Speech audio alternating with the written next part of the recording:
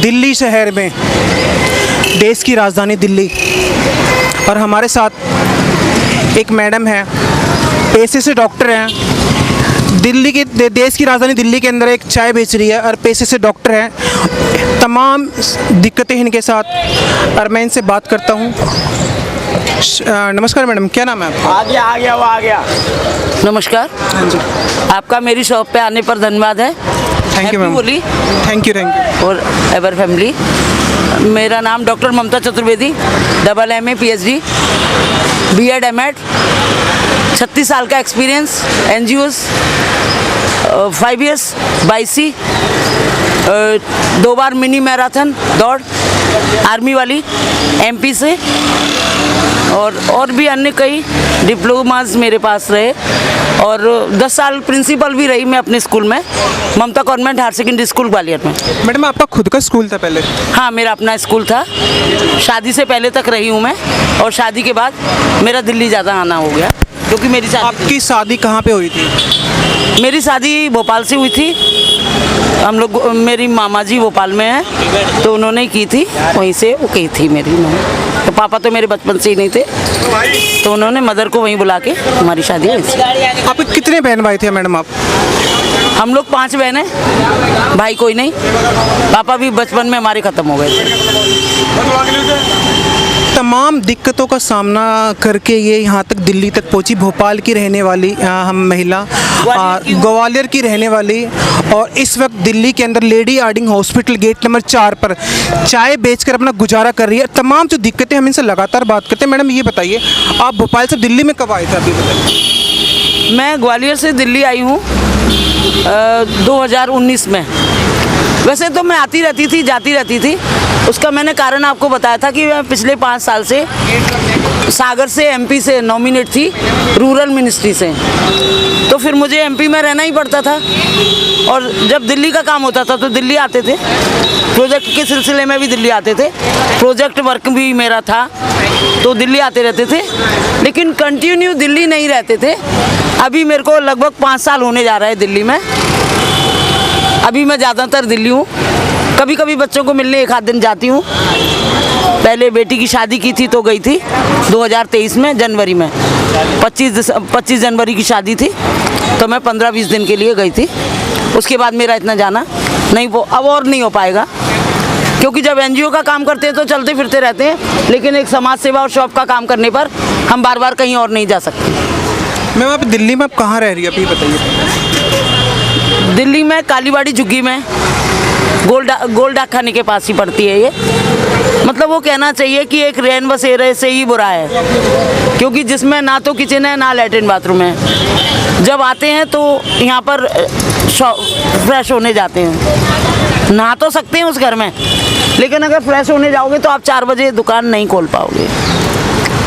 और 6000 रुपये दे रही हूँ, अच्छा खासा किराया दे रही हूँ झुग्गी का।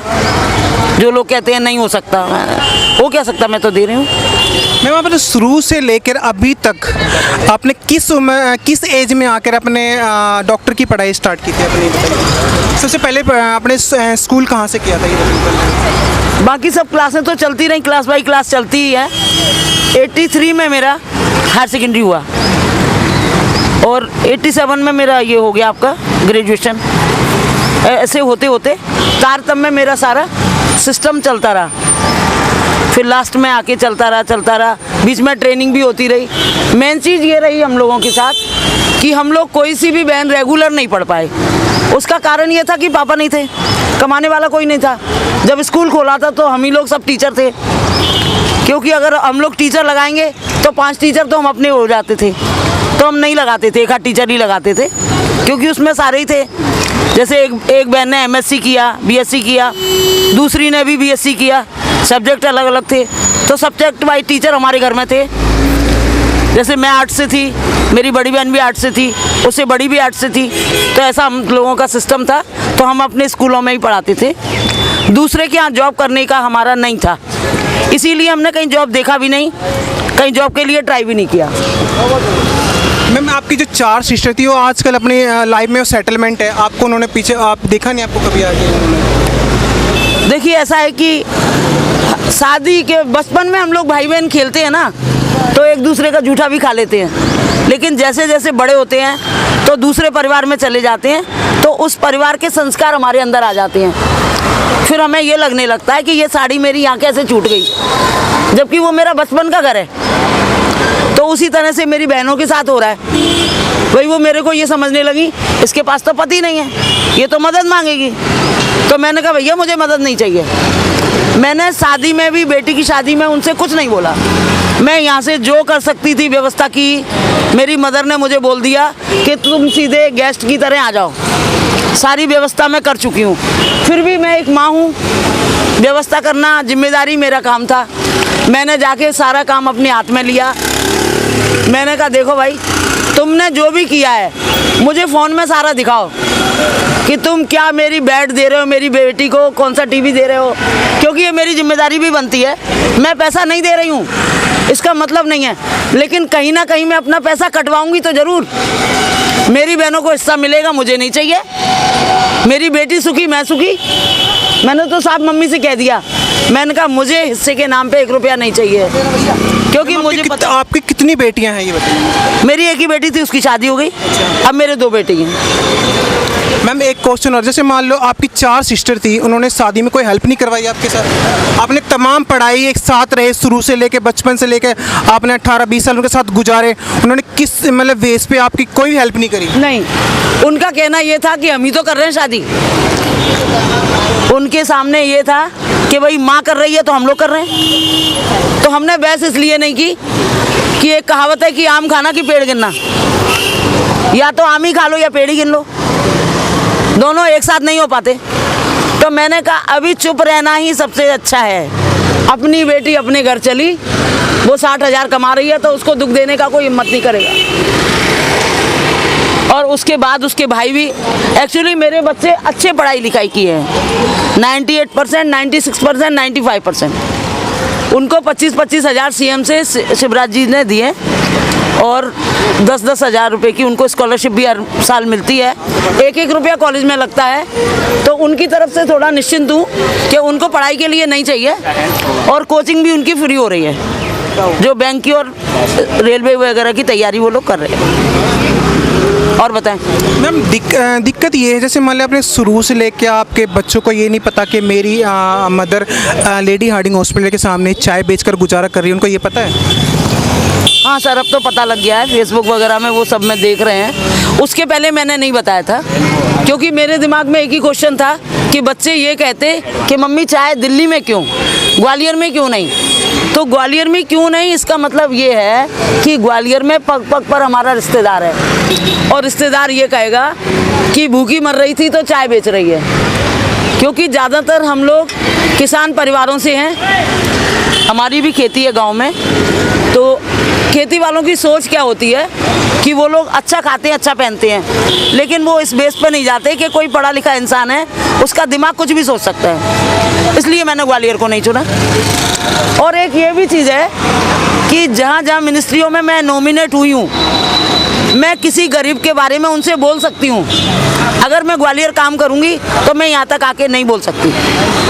बहुत सारे रीज़न हैं भाई। अभी हमारे कई पत्रकार हैं, कई चैनल वाले परिचित हैं, तो उनसे हम कह तो देते हैं कि भाई ये समस्या आ रही है, लेडिंग हार्डिंग में हम काम कर रहे हैं तो ये समस्या आ रही है। तो थोड़ा सा अगर एक फ़ोन ही आ जाता है तो लगता है मैडम आपकी फाइल तो बहुत हाई हो रही है, ये हो रहा है। तो थोड़ा सा NDMC को भी कुछ लोगों ने फ़ोन किया है कि उस महिला को परेशान करने की ज़रूरत नहीं है, ये नहीं। पहले वो ये समझे थे कि कोई भी औरत आई है और बैठ के चाय बना रही है, लेकिन अब उनको कुछ लग रहा है कि ये कोई साधारण औरत नहीं है।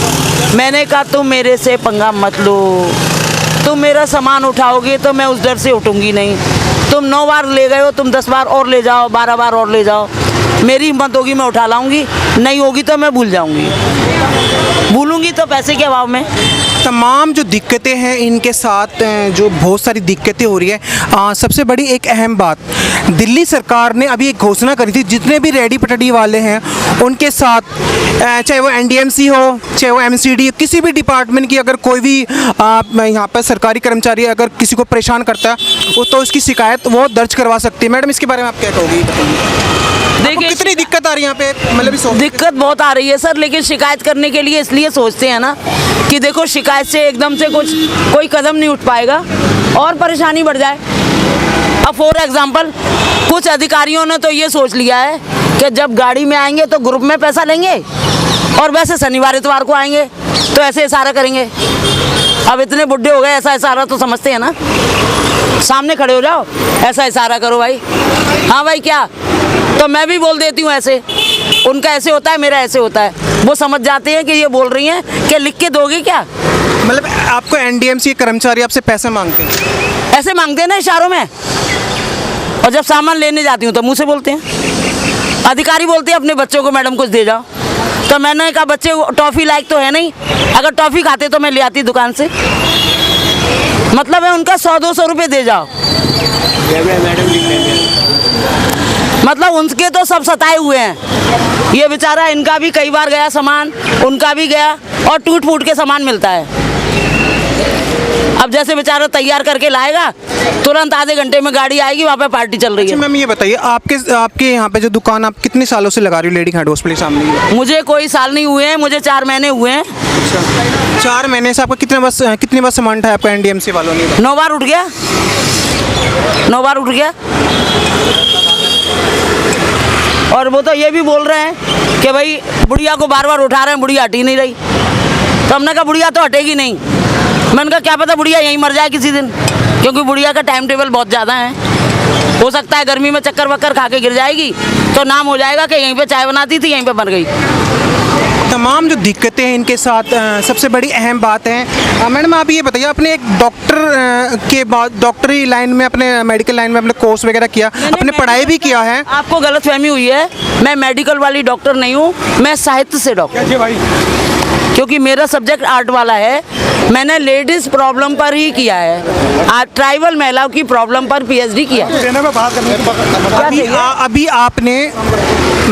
आपने कहीं जॉब करने के लिए क्यों नहीं सोचा मैडम, ये बताइए पहले। जॉब करने का इसलिए नहीं सोचा कि इस जॉब में समाज सेवा नहीं करता कोई भी, सब लोग बिजनेस करते हैं, हमें समाज सेवा करनी है, इसलिए हमने इस काम को चुना है और हम इस काम को बढ़ाते जाएंगे और अपने महिलाओं के, गरीब बच्चों के लिए नए नए कार्यक्रम देते जाएंगे, उनको जागरूक करेंगे, उनके लिए जागरूकता शिविर वगैरह का आयोजन करेंगे और नए नए इश्यूओं पर उनके साथ काम करेंगे। मैम आपकी शादी को कितने साल हो गए अभी? मेरी शादी को करीब 25 साल हो गए। आपके हस्बैंड क्या करते थे मैडम? मेरे हस्बैंड भी MA PhD थे, वो भी शास्त्री भवन में नॉमिनेट थे, JRCC मेंबर थे रेलवे मिनिस्ट्री में, और काफ़ी बड़ी प्रोफाइल थी उसकी भी, व्यक्ति की। अच्छा बंदा था, वो भी शादी से पहले NGO था और बाद में भी रहे हमारे साथ ही। और बताएं। तमाम दिक्कतें इनके साथ, बहुत सारी दिक्कतें हुई है। मैडम आप ही बताइए, आप कहाँ पर एक मतलब प्रिंसिपल के बावजूद आप आजकल चाय बेच रही है, क्या बात थी ऐसी जो? देखिए बात ऐसी थी कि शादी सब बहनों की हो चुकी थी। थोड़ा सा जाइए आप लोग, हमारी सब बहनों की शादी हो चुकी, तो शादी के बाद ये हो जाता है कि अगर शादी हो गई है तो इसी के नाम से स्कूल है, इसी को स्कूल क्यों दिया जा रहा है। तो इसलिए मैंने प्रिंसिपल से रिज़ाइन देके अपनी छोटी सिस्टर के हस्बैंड को बिठा दिया। मैंने कहा मेरे हाथ में बड़ा लड्डू है, अब तू भी खा के देख बेटा। मैंने कहा मैं सफ़र भी करती थी दिल्ली भोपाल, क्योंकि NGO बनना या प्रिंसिपल बनना या सेक्रेटरी बनना पूरी जिम्मेदारी होती है। जो प्रिंसिपल है वो पूरा चक्र घूमता है कि हम इसको चलाएंगे कैसे। भाई प्रिंसिपल से पूछा जाता है कि फीस से सबकी सैलरी हो रही है, क्योंकि टीचर का क्या काम है, वो सब्जेक्ट वाइज अपना पढ़ाएगा, लेकिन सैलरी देने की चीज़ मालिक और प्रिंसिपल पे आती है। अगर प्रिंसिपल दूसरी जगह से आता है तो उसकी जिम्मेदारी नहीं है, फिर मालिक पे आती है। मैं तो मालिक प्लस प्रिंसिपल थी। मेरी मदर और मैं दोनों जुटाते थे कि क्या किया जाए। तो एक बार हमारे दिमाग में आया कि हमने औपचारिक केंद्र भी चलाए थे, आपने देखा था जो। मैम ये कौन से सन की बात है? ये आपका है 88। तो हमने देखा जब शादी नहीं हुई थी तब हम काफ़ी कुछ कर गए थे, लेकिन शादी के बाद एक थोड़ा सा सिमट जाता है व्यक्ति कि भाई वो भी एनजीओ थे हस्बैंड, तो हम लोग आते रहते थे, ये चीज़ थी। तो दिल्ली जब हमारा ज़्यादा हो जाता था आना, तो फिर हम कुछ ऐसे बच्चों को पढ़ाते थे जो बच्चे अपने परिवारों के लिए काम करते हैं और एडमिशन नहीं ले पाते हैं, उनके लिए शाम को क्लास लगाती थी एजुकेशन डिपार्टमेंट। वो सेंटर्स भी मेरे पास था। तो एक बार उसमें एक योजना निकली कि भाई 1 महीने में जो 10,000 फ्रॉक सिल के देगा गवर्नमेंट की, उसको 10,000 का इनाम है। तो मैं वो पढ़ के आई, मैं उस एप्लीकेशन को भरी, मैंने कहा 10 दिन 1 महीने में क्या करना, 25 दिन में करके देना है। 25 दिन में करके दिया और वो इनाम को प्राप्त किया। आप मतलब इतनी मेहनत करने के बावजूद इन्होंने एक स्कूल भी चलाया, स्कूल में प्रिंसिपल रही, पर अपनी प्रिंसिपल की पोस्ट पे रिजाइन देने के बाद इन्होंने अपनी छोटी सिस्टर के हस्बैंड को प्रिंसिपल बनाया, और उनको प्रिंसिपल बनाने के बाद वो दिल्ली आई और दिल्ली में आके इन्होंने एक एनजीओ चलाया। एनजीओ चलाने के बाद इन्होंने तमाम गरीब लोगों की मदद करी, और मदद के दौरान आज ये खुद एक हॉस्पिटल के सामने बैठकर चाय बेच रही है। मैडम ये बताइए, सबसे बड़ी एक अहम बात है, आप दिल्ली के अंदर आपने कभी सोचा था कि मैं एक चाय बेचूंगी हॉस्पिटल के सामने? नहीं, सोचा नहीं था, लेकिन अब बेच रही हूँ तो मुझे गर्व हो रहा है। मुझे ये गर्व हो रहा है कि किसी शहर की अच्छी पक्की दुकानों की लाइन में दिल्ली की दुकान बहुत बड़ी है, चाहे वो पटरी की हो। मतलब जैसे मैं बोलती हूँ ना, फॉर एग्जाम्पल लोग बोलते हैं कि मोदी जी ने चाय नहीं बेची होगी, ऐसे ही बोल रहे हैं, तो नहीं बेची होगी इसका क्या प्रूफ है? परिस्थिति तो सब पे आती है। मैं मोदी जी की चाय बेचने वाले इशू पे नहीं जा रही हूँ। कोई मुझे कह रहा है कि मोदी जी वो प्रधानमंत्री बने, तो मैडम आपने भी क्या सोचा है कि आप भी इसके बाद प्रधानमंत्री बन जाओगे? ऐसा मेरा कुछ भी नहीं है। सिर्फ मैंने ये बोला है कि जिसमें जुनून है और जिसमें कॉन्फिडेंस है, जिसमें रिकॉर्ड है अपना, भाई जो प्रैक्टिकल है, मैंने एक भी लाइन आपको देख के नहीं बताई है, क्योंकि मेरा तो गुजरा हुआ जीवन है। गुजरे हुए जीवन को मैं रोज़ दोहरा रही हूँ। अभी 15 दिन से जो दोहरा रही हूँ ना, ऐसे कभी नहीं दोहराया था, क्योंकि मैं अपने से थोड़ी बताती कि मैं कितना पढ़ी हूँ। अब तो मेरे को जो ऐसे किताबों की तरह रट रहा है, सारा कुछ निकाल रही हूँ। तो ये है, जिसके पास कॉन्फिडेंस है वो झुग्गी का भी हो सकता है, वो झाड़ू लगाने और मजदूर का बच्चा भी हो सकता है। आजकल आपने देखा है कि मजदूर के बच्चे टॉपर हैं, तो उनका कारण ये है कि उनका कॉन्फिडेंस लेवल बढ़ा हुआ है। जो स्ट्रांग है वो आगे बढ़ता है, वो किसी भी हद से कहीं भी हो, उसको बेशक एक समय का खाना भी मिले। जैसे लाल बहादुर शास्त्री थे, बहुत गरीब घर से थे, मतलब नदी पार करने के लिए उनके पास पैसे नहीं होते थे, तो वो नाव वाले से कहते थे मेरा बस्ता रख ले, मैं उस किनारे पे मिल रहा हूँ तैर के, और वहाँ से बस्ता उठा लूँगा। तो ये भी एक पढ़ाई का जुनून था। मैंने भी ये ठान लिया था कि अब रिश्तेदारों को करके बताना है कि बेटा तुम दिल्ली आओगे तो एक दिन होटल में ठहरोगे, और मैं दिल्ली रहूँगी तो कमरे लेके रहूँगी, क्योंकि तुमने मेरे पति वाला घर छुड़वाया है, और मैं कैसे भी करके अपना बना के दिखाऊंगी। मैडम, जब आपकी शादी हुई थी, आपकी ससुराल कहाँ पे थी? मेरी ससुराल गिन्नौर तहसील है, बदायूं संभल, वहाँ की हूँ मैं, मेरी ससुराल है। वहाँ पे मेरा बहुत बड़ा परिवार है। मेरे पति 4 भाई थे, उनमें से 3 गुजर गए, मेरे पति भी गुजर गए, एक छोटा भाई भी गुजर गया, और जेठ जी भी गुजर गए, और एक प्रोफेसर थे, वो हैं। उन्होंने कभी आपको सपोर्ट नहीं करा मैडम? आप उनके घर की बड़ी बहू थी। देखिए ऐसा है कि आप ये छोड़ दो, सास ससुर हो, मम्मी पापा हो, तो सपोर्ट मिलती है दोनों परिवारों से, और पति नहीं हो तो कहीं नहीं मिलेगी। अब आप बताओ, मुझे कुछ हो जाता है तो कोई उनको पूछेगा कहीं पे भी? भाई मैं ही उनको लेके जाऊंगी ना हर जगह। तो ये तो रिश्ते तो माँ से चलते रहते हैं। जैसे मेरी माँ है तो हम मामा जी के यहाँ सबके यहाँ जाते हैं, वो नहीं होंगी तो उतना पावर नहीं होगा हमारा। मतलब फैमिली, आपके ससुराल में किसी फैमिली ने आपको सपोर्ट नहीं करा मैडम, ये पूछ रहा हूँ मैं आपसे? नहीं, बेटा अभी नहीं। मतलब फैमिली से आपको किसी ने सपोर्ट नहीं करा? नहीं नहीं, ना तो मैंने मांगा है और ना किसी ने किया है। आप लास्ट बार अपनी ससुराल कब गई थी मैडम, ये बताइए? मैं लास्ट बार हस्बैंड की डेथ के बाद हुई। अच्छा, कितने साल हो गए आपको गए हुए? मतलब 2-3 साल? 3-4 साल हो गए। तभी आपके ससुराल से कोई आपके पास आया हो? पास तो नहीं आया, शादी में कुछ लोग गए थे। शादी में कोई हेल्प करवाई? हाँ, जिससे जो जो व्यवहार बना तो दिया। बेटी की शादी में तो कन्यादान सभी देते हैं। वैसे मैंने मुंह से किसी से मांगा नहीं है, ना अपनी बहनों से ना ससुराल वालों से, क्योंकि मेरी माँ ने पूर्ति कर दी। मेरी माँ ने इतनी अच्छी शादी की कि किसी की कोई ज़रूरत ही नहीं रखी। और उन्होंने अपनी बेटियों से साफ कह दिया कि भाई इसकी बेटी को दे के इसको खींचना मत, क्योंकि तुम इतनी अच्छी नहीं हो कि इसको बोलोगी नहीं, तो मत देना। अभी आपकी मम्मी आपके साथ रहती है, अलग रहती है वो? मेरी मम्मी के साथ मेरे बच्चे रहते हैं। अच्छा, ग्वालियर में। बच्चे आपके कहाँ रहते हैं? ग्वालियर में। अच्छा, ग्वालियर से कभी आपकी मम्मी दिल्ली आती है आपके पास? हाँ, कई बार आई हैं। अच्छा, करीब। उनको पता कि आप चाय बेच रही हो? नहीं, जब से नहीं आई हैं। अच्छा, अभी उनका स्वास्थ्य थोड़ा खराब रहने लगा है बेटी की शादी के बाद। पहले तो आती रही, मैं तो 4-5 साल पहले आई हूँ, जब से वो लोग आते रहे।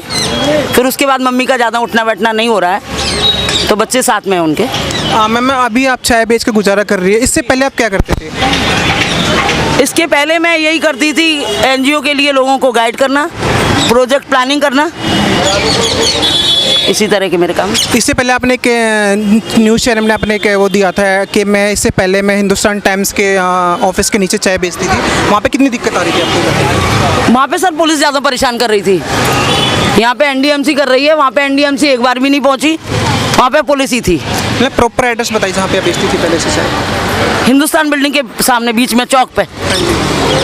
आपने कितने महीने या कितने साल वहाँ पे मतलब अपने दुकानदारी करी? नहीं, मैं 15-20 दिन ही की हूँ। अच्छा, 15-20 दिन में आपको कितनी दिक्कत आई? आपको किस किस ने परेशान करा आपको, ये बताइए। बहुत दिक्कत आई, कम से कम 10 बार तो पुलिस वाले ने बोला कि आज ही हटा दो यहाँ से। उसका कारण था, एक बंदा था जिसने मुझे बिठाया था, तो उसी ने वो प्रॉब्लम कर रहा था।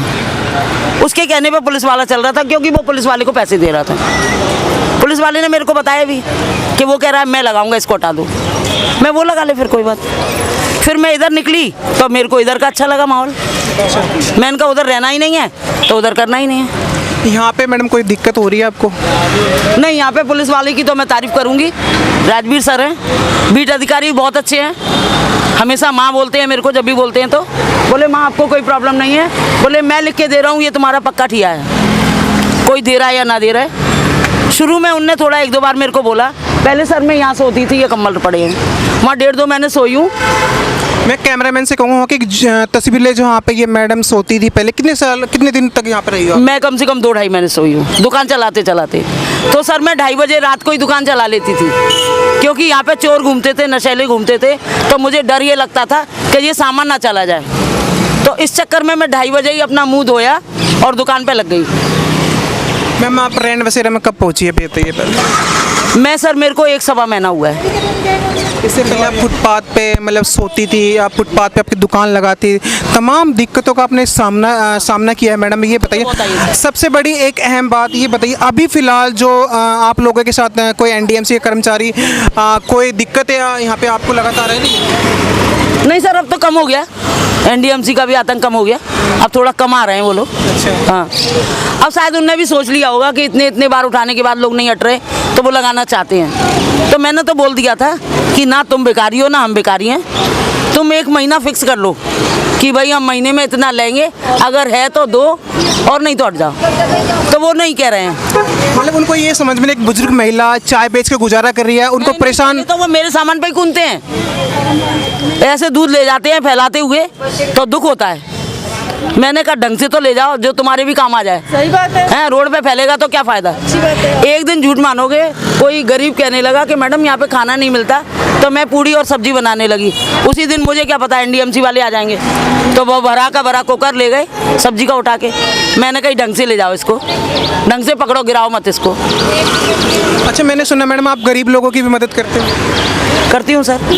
मैंने कोरोना में भी 3-4 महिलाओं को रखा, चर्च रोड से मेरे साथ आ गई थी, तो मैंने कहा चलो मेरे साथ रह लूँ, मैं अकेली हूँ, तो मैंने रखा। अभी वो लड़कियाँ नजफगढ़ आश्रम में हैं, वो मुझे बार बार याद कर रही हैं, मेरा फ़ोन का कनेक्शन ख़त्म हुआ पड़ा है, तो वो कह रही हैं दूसरों को आंटी कहाँ है, हमारी आंटी के साथ हमें रहना है। तो मैंने कहा बेटा ऐसे हालात नहीं है, लेकिन अब आ जाओगी तो मैं अपने काम में तुम्हें लगा सकती हूँ, और क्या करूँगी।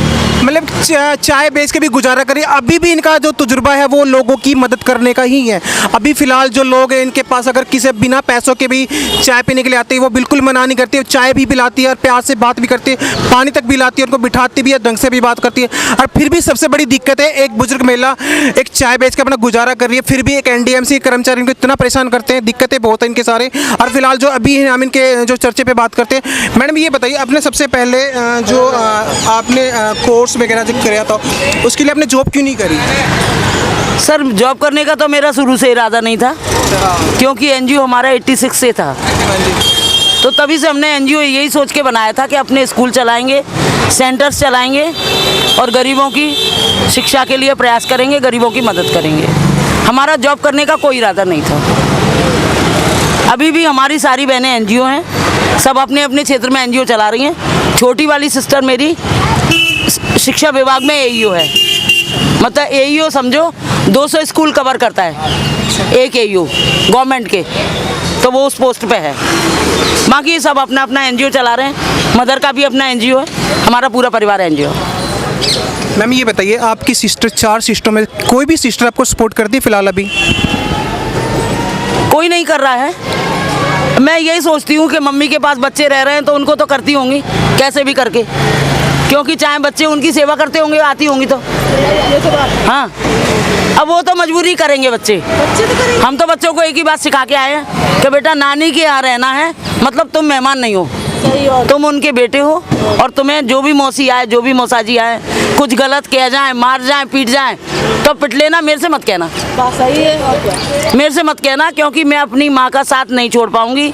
अगर मेरी माँ जिंदा है तो मैं जिंदा हूँ। मेरी माँ की सेवा करोगे तो वही फल आ रहा है तुम्हारे ऊपर, क्योंकि जो तुम पढ़े हो वो नानी का आशीर्वाद ही है। मैडम एक क्वेश्चन, अभी चाय बेच के आप कितना कमा लेती हो मैडम, ये बताइए मुझे। देखिए, कमाने की बात है तो मैं कुछ नहीं कमा रही हूँ। खाना भी सुबह से नसीब नहीं होता है। यहाँ पे लंगर बंटता है, किसी ने भले आदमी ने ला दिया तो खा लिया, और नहीं लाए तो जय सिया राम की 2-3 मट्ठी ले ली, 2-4 बार चाय पी ली। इस तरह से शाम हो जाती है। जब अपनी झुग्गी में जाती हूँ तो एक आध रोटी बना लेती हूँ, मन करता है तो बना ली, नहीं तो थर्मस में चाय ले जाती हूँ, फिर मट्ठी निकाली, खाई पियो, जय सिया राम।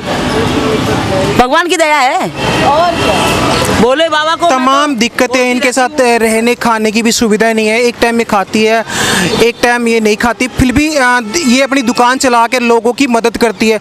जब किसी भी तरह के लोग यहाँ पे इनकी हेल्प मांगने के लिए आते हैं, उनकी हमेशा मदद करती है। मैम ये बताइए, अभी आप जहाँ पे रह रही हो, कितनी फैमिली है वहाँ पे जो बेरोजगार, मतलब बेघर रहते हैं वहाँ पे? देखिए, ज़्यादातर तो झुग्गियाँ खुद की हैं, और एक एक 2-2 किराएदार सबके यहाँ हैं।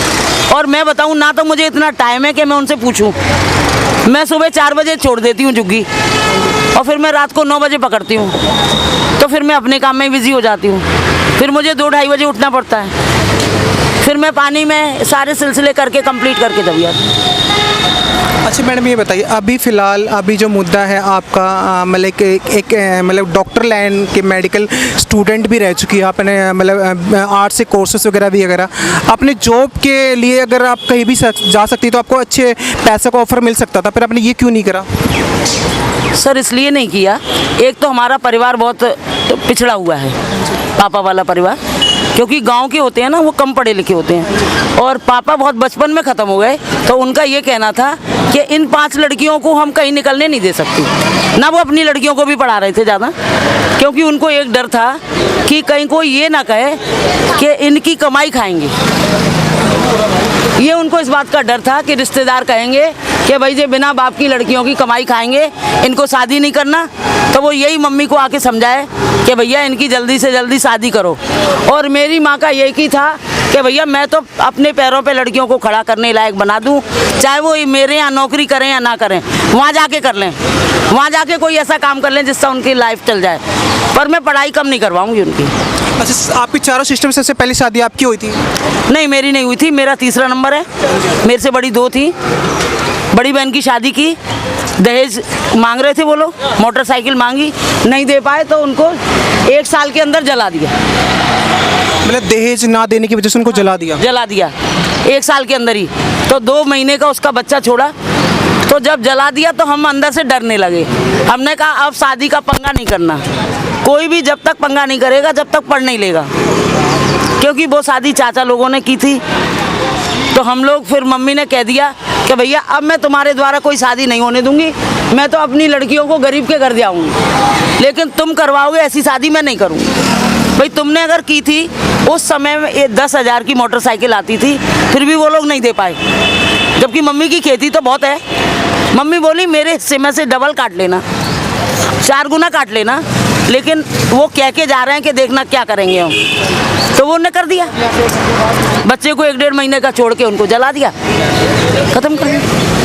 तमाम जो दिक्कतें आपने झेली है, मैडम एक आखिरी सवाल, आपकी डॉक्टर साहब से कहाँ मुलाकात होती है? रिश्ता आपकी मम्मी ने करवाया था, आपने खुद करा था? नहीं, देखिए, ना मेरी मम्मी ने कराया ना मैंने खुद ने किया।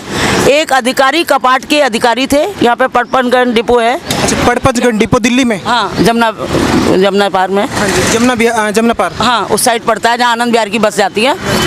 तो वो हमारे भाई बने हुए थे, क्योंकि वो हमारे यहाँ प्रोजेक्ट चेक करने आते थे। तो उन्होंने बोला था कि मेरे पास गिन्नौर का एक पंडित अच्छा लड़का है, वो प्याज लहसुन। गन्नौर है? गन्नौर का। तो क्योंकि वो उनके टच में थे, वो भी प्रोजेक्ट लेते थे, तो उन्होंने कहा मेरी उससे बातचीत हो रही है, वो एक प्रोजेक्ट वाली महिला चाह रहा है। तो बोले वो अपनी बेटी है, तो उन्हीं ने रिश्ते को आगे बढ़ा, उनके द्वारा रिश्ता हुआ। आपकी शादी हुई, शादी के दौरान आप कहाँ रहे थे? शादी होने के बाद हम लोग 1 साल तक तो भोपाल में ही रहे, प्रोजेक्ट कर रहे थे कुछ। उसके बाद ग्वालियर आ गए थे। तो ग्वालियर में मेरी सास, मेरा देवर, मेरे पति, हम लोग सब साथ ही थे। 1 साल आप साथ में रहे, 1 साल के साथ पहले वहाँ से फिर आप दिल्ली आए। हाँ। दिल्ली में आप कहाँ रहे थे? हम दिल्ली नहीं आए, हस्बैंड आते रहते थे, मैं भी आती रहती थी। उसके बाद में दिल्ली आए हैं सर। दिल्ली में आके कहाँ रहे आप? दिल्ली में आके लक्ष्मी नगर में मकान लिया। वो मकान रिश्तेदार लक्ष्मी नगर में आपका खुद का अपना मकान था? हाँ, हमारा खुद मकान था। अभी है या नहीं है? अभी नहीं है, अभी मैडम वो कब्जा कर लिया उसमें। मतलब रिश्तेदारों ने आपके मकान पे कब्जा कर लिया? हाँ, क्योंकि मेरी मदर और बहन मेरे को ले गए थे यहाँ से, तो उन्होंने कब्जा कर लिया। अच्छा, अब मैंने केस वेस डाला है, देखो क्या होता है। वो रिश्तेदार मतलब क्या लगते थे मैडम, वो बताइए आपको? दूर का जेठ था वो कोई। अच्छा, तो उनने ऊपर नीचे फ्लैट नहीं ले लेते कि तुम नीचे का ले लो हम ऊपर का लेना, इस तरह से साझे में लिया था, कुछ किया था। वो कागज भी नहीं मिले हैं। उनकी डेथ के पहले 2 दिन पहले वो आए हैं, उससे पहले उनके फ्लैट की चोरी हुई थी, ऐसा सुनने में आया था। तो उसी में सारे कागज वागज चले गए थे, हमें कुछ नहीं कागज मिले थे वहाँ। शादी के बाद ये दिल्ली में रहे, लक्ष्मी नगर में। लक्ष्मी नगर की खुद की अपनी प्रॉपर्टी थी, पर इनके साथ वहाँ पर भी दुर्घटना हुई, क्योंकि इनके जो रिश्तेदार हैं, चाहे वो देवर हो या चाहे जेठ हो, इनके साथ नाइंसाफ़ी करी, इनकी ज़मीन इनसे हड़प ली, और हड़पने के बाद इनको वहाँ से निकाल दिया। निकालने के बाद दर की ठोकरें खाई, और इनके हस्बैंड की किसी कारण मौत हो गई। मैडम यही बात है ना आपकी? हाँ, हार्ट अटैक पड़ा उनको। और हार्ट अटैक के दौरान आज इनकी जो हालत है, मैं आपको लाइव तस्वीर इस वक्त दिखा रहा हूँ। एक चाय बेच कर अपना गुजारा कर रही है, गुजारा के दौरान तमाम गरीब लोगों की मदद करती है। फिलहाल अभी ये यहाँ पर कहीं रह रही है, यहाँ पे 1-1.5 महीने से रह रही है। फिलहाल अभी 2 महीने से ये रोड पे ही रहती थी। ये जहाँ पे ये बिस्तर लगा हुआ है, यहाँ पे सोती थी। 2-2.5 महीने यहाँ तक रही है, और इनकी छोटी सी दुकान है। मैं तमाम जो लोगों से मैं कहना चाहता हूँ, तमाम लोगों से ये कहना चाहता हूँ कि दिल्ली में एक हमारी जो महिला है, मैडम नाम क्या था आपका? डॉक्टर ममता चतुर्वेदी।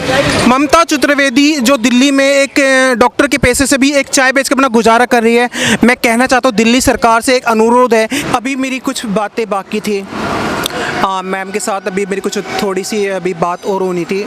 मैंने इनसे अभी फैमिली बैकग्राउंड के लिए पूछा था। मैडम मेरा आपसे एक आखिरी क्वेश्चन है। मैडम ये बताइए, आपकी जो बेटी है, उनके हस्बैंड क्या करते हैं? वो तो ठेकेदारी है, निगम में ठेकेदारी, ग्वालियर में। मतलब सरकारी कर्मचारी हैं वो भी? नहीं, मतलब सरकारी ठेके, मतलब उसमें डिपार्टमेंट में, मतलब प्राइवेट कॉन्ट्रैक्ट? हाँ, प्राइवेट। मतलब उनको ये पता कि आप दिल्ली में रह के अब मतलब चाय बेच रही हैं? हाँ, मेरे बच्चों को पता है, तो उनको भी पता ही होगा। उन्होंने कोई ऑब्जेक्शन उठाया? नहीं, मैंने बोल दिया था कि भाई मेरा तो सोशल वर्क होगा दिल्ली में जाके, और तुम लोगों को कोई टेंशन लेने की ज़रूरत है नहीं, बोल दिया था। मैडम ये बताइए, जैसे मान ले आप लोगों की कंटिन्यू मदद करती, मैंने जो यहाँ का जो माहौल देखा है फ़िलहाल, अभी मैंने देखा है कि एक व्यक्ति एक आपके पास आया, उसके पास पैसे ही नहीं थे, आपने उसको फिर भी चाय पिलाई, ऐसा क्यों? ऐसा इसलिए कि क्या पता उसकी क्या परिस्थिति है, उसके पास पैसे नहीं है, लेकिन चाय तो मैं अपने आप पिला ही सकती हूँ ना। मैं तो कुछ भी सामान उठा के दे देती हूँ, क्योंकि अंदर से मेरे को पता लगता है कि शायद ये भूखा है। ये कह रहा है कि मेरे पास तो 5 ही रुपए हैं, मैं चाहता बिस्कुट खाना चाह रहा था मैं मट्टी, तो मैंने कहा तुम्हारे मुंह से निकला है तो तुम खा लो, पैसे का कुछ नहीं है, आएंगे तो आ जाएंगे, नहीं आएंगे तो कोई बात नहीं। मैडम आप खुद एक हेल्प मांगती लोगों से, आप दूसरों की हेल्प करते हो, इसकी वजह बताइए मुझे पहले। इसकी वजह कुछ नहीं है, ये है कि कोई हमारे ऊपर आश्रित है और हम किसी और के ऊपर आश्रित है। हमको भगवान ने भेजा है तो हम भगवान के ऊपर आश्रित है ना भाई। हम जब सुबह उठ के प्रार्थना कर रहे हैं, क्यों भगवान हमारी बरकत देना, हमारे काम में बढ़ोतरी करना, तो हमने भी तो मांगा हुआ है, तो हमने मांगा है तो हमसे मांगने कोई आएगा। तो ये सब नीचे नीचे ऊपर ऊपर ऐसे सब लगा रहता है, कोई ना कोई किसी पर डिपेंड है। हर जीव मनुष्य के ऊपर डिपेंड है, मनुष्य भगवान के ऊपर डिपेंड है। ये आपको देश की जनता पूरी देखेगी, लाइव देखेगी, आपको कुछ मतलब आप उनको कुछ बोलना चाहोगे आप? मैं तो यही कहना चाहूँगी जनता को कि कोई भी जनता किसी पार्टियों को थोपे ना, कहीं की भी हो पूरे भारत में, जनता से ये कह के सुनाए कि ये पार्टी बनती तो ये हो जाता, वो होती तो वो हो जाता। क्यों हो जाता? तुम पंगु क्यों हो गए हो? तुम अपने आप में स्ट्रांग हो, तुम पढ़े लिखे हो, तुम हर कुछ कर सकते हो, तो तुम क्यों नहीं कर रहे? अगर मान लो सपोज करो लोग कहते हैं कि कांग्रेस होती तो ऐसा हो जाता, तो कांग्रेस क्या घर आके करती कुछ? कांग्रेस के अपने ही काम नहीं हो रहे। जब पप्पू अपनी शादी नहीं करवा पा रहा तो वो क्या किसी कुंवारे लड़के की शादी करवा देता? मतलब पप्पू कौन? राहुल गांधी। मतलब राहुल गांधी को आप पप्पू बोल रहे हो? नहीं, वो तो सारी ही दुनिया पप्पू बोलती है। जब वो हमारे प्रधानमंत्री को चौकीदार चोर कह सकता है तो हम तो उसको पप्पू बोल रहे हैं ना। मतलब उसने बेड़ा गर्क कर दिया, और क्या चाहिए? मतलब कांग्रेस ने बेड़ा गर्क कर दिया मतलब इंडिया का, आप ये कहना चाह रहे हो? पप्पू ने किया और किसी ने नहीं किया। मतलब पप्पू भी तो कांग्रेस पार्टी से, आप ये बोल रहे हैं? हाँ, तो वो मेन है ना। अगर उसको हटा के किसी और को रख देते, कांग्रेस में काफ़ी हस्तियां हैं, कांग्रेस खत्म भी हो जाएगी ना, फिर भी लोग कहते सुने जाएंगे कि हम लोग पुराने कांग्रेसी हैं, तो उनमें से नहीं छांट पा रहे ये लोग। चले। अब खड़गे को होने से थोड़ा सा कुछ अवेयरनेस आ रही है, वो कुछ अपना दे रहे हैं कि भाई ऐसे करो ऐसे करो। कांग्रेस में तमाम जो बड़े नेता हैं वो उसमें से कुछ सही भी हैं कुछ गलत है, सबसे बेस्ट कौन है ये बताइए मुझे पहले। अब बेस्ट तो वो किसी को होने नहीं देंगे अपने सिवा, बोस्ट होने भी चाहेगा। अरे मोदी भैया कांग्रेस का थोड़ी है भाई, मोदी भैया कांग्रेस का नहीं है, बीजेपी का है।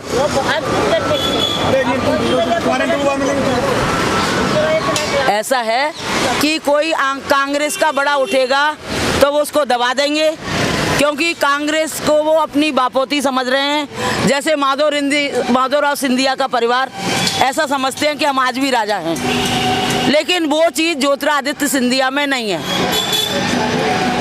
जो उनका बेटा है माधवराव सिंधिया जी का। तमाम मैडम एक बात बताइए, आप राजनीति के बारे में बहुत कुछ जानती हो, आपके साथ कुछ राजनीति ऐसे हुई है? नहीं हुई नहीं है, लेकिन मैंने देखा है कि कोई किसी भी ओहदे पे हो, गंदगी परिवार की वही होती है, क्योंकि उनके रिलेशन तो वही होते हैं, बल्कि उन लोगों में फैक्शन ज़्यादा होते हैं, छोटे परिवारों में फैक्शन कम होते हैं।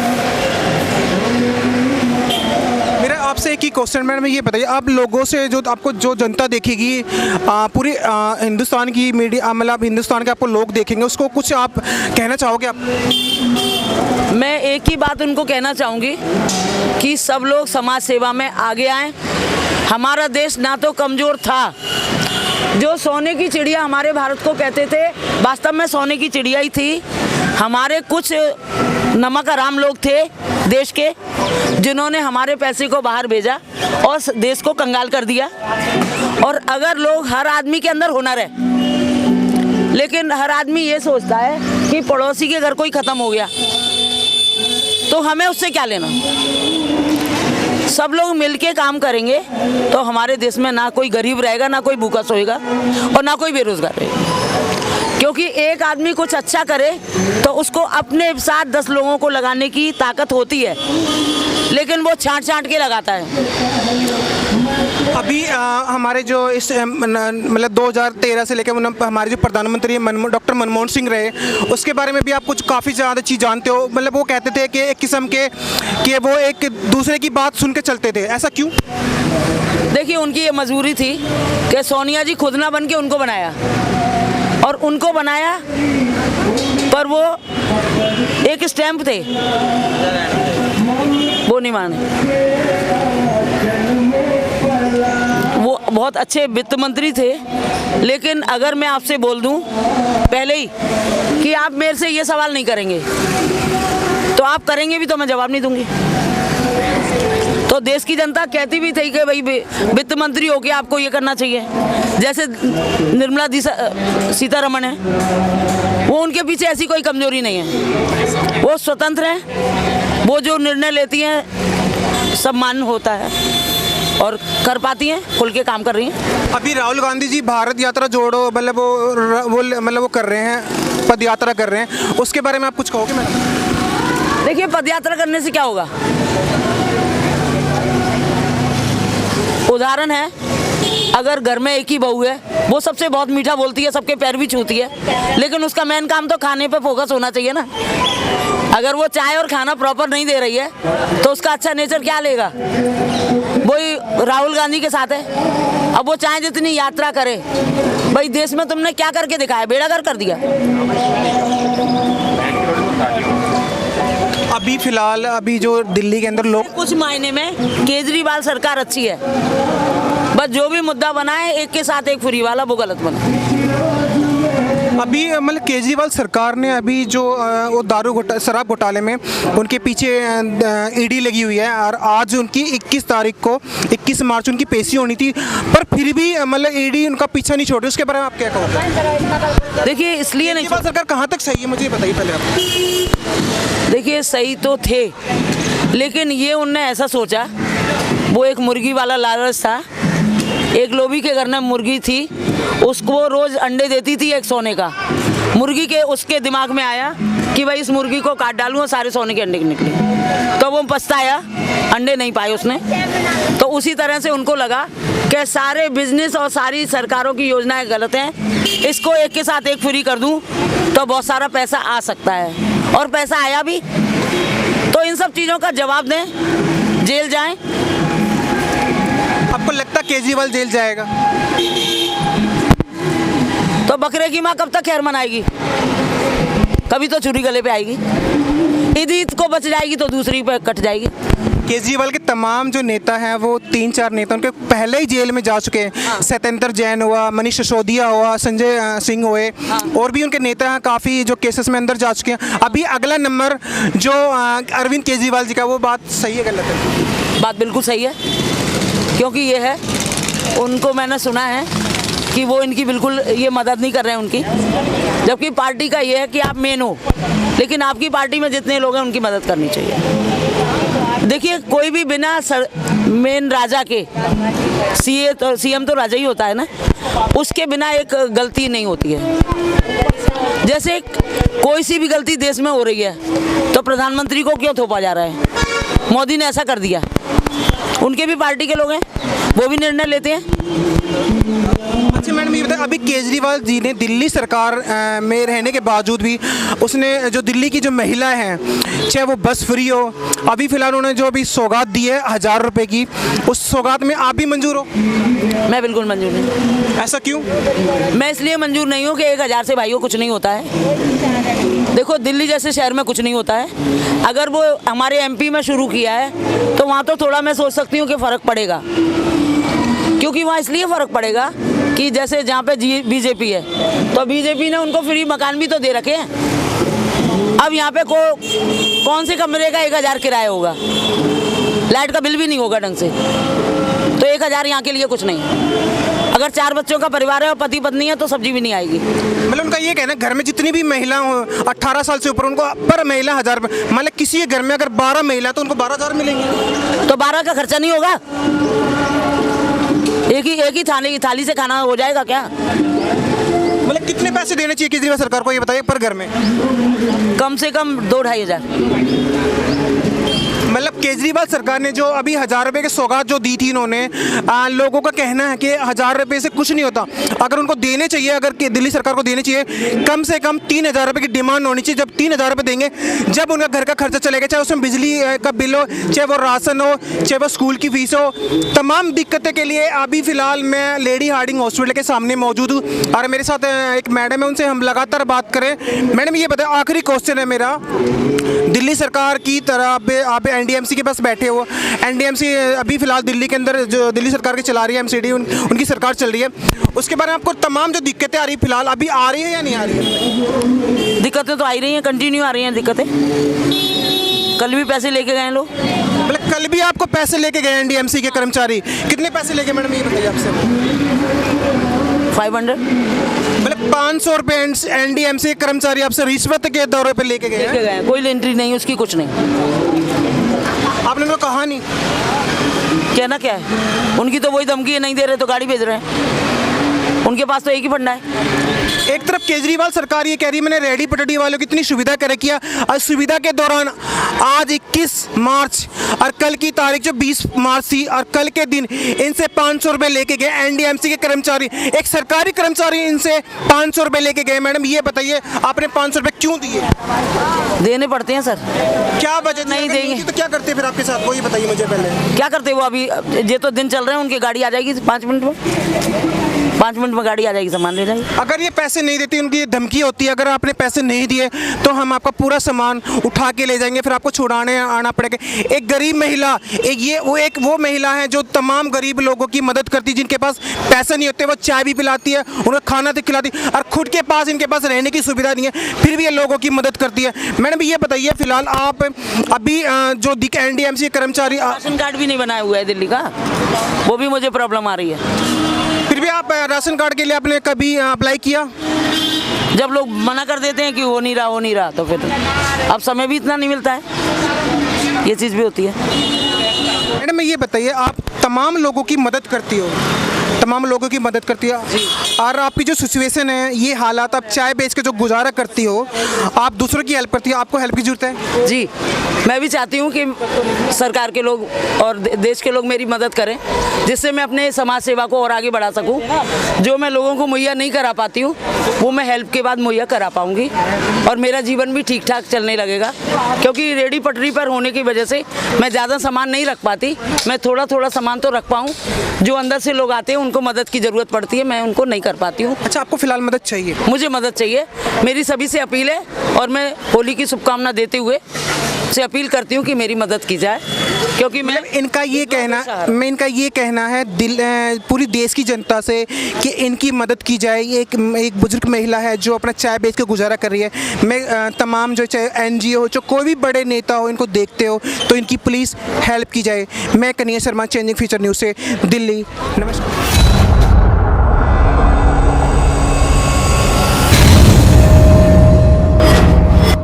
मिलेगी सबसे पहले हर खबर चेंजिंग फ्यूचर न्यूज़ पर, जो बदलेगा आपका फ्यूचर।